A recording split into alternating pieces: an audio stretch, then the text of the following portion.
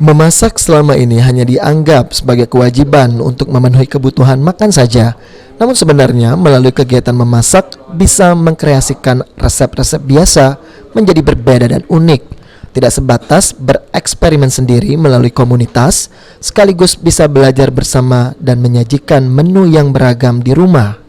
Salah satunya yang dilakukan komunitas Cookpad.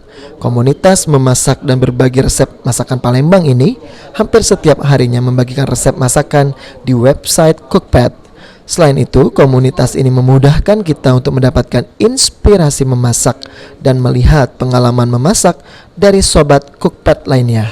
Menurut Despida Rosen, Ketua Komunitas Cookpad Palembang, jika Cookpad memiliki misi untuk membuat kegiatan memasak yang seringkali dianggap sebagai kewajiban atau pekerjaan rumah tangga menjadi sebuah kegiatan yang semakin menyenangkan. Kalau saya sih motivasi memposting resep yang ada di dalam Cookpad itu, saya tidak berniat apapun, yang pasti saya ingin membagikan resep saya ke orang lain dengan tanpa mengurangi ataupun melebih-lebihkan dari apa yang sudah saya buat. Dan kalau itu gagal, saya tidak akan posting, karena kita bayangkan kalau orang lain mencoba resep kita dan gagal, alangkah kasihannya kan. Makanya kita secara jujur kita men-sharingkan semua resep yang benar-benar real. Sebenarnya adalah lebih ke aplikasi untuk sharing tentang resep masakan. Jadi Cookpad sendiri sudah ada di 70 negara dengan 30 bahasa.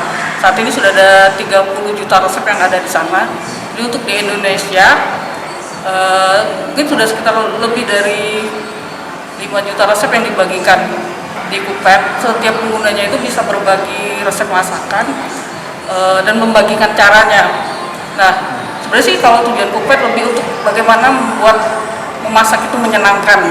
Jadi kami berharap kami bisa menyelesaikan masalah-masalah yang dihadapi oleh pengguna kami ketika memasak. Irawan, PAL TV.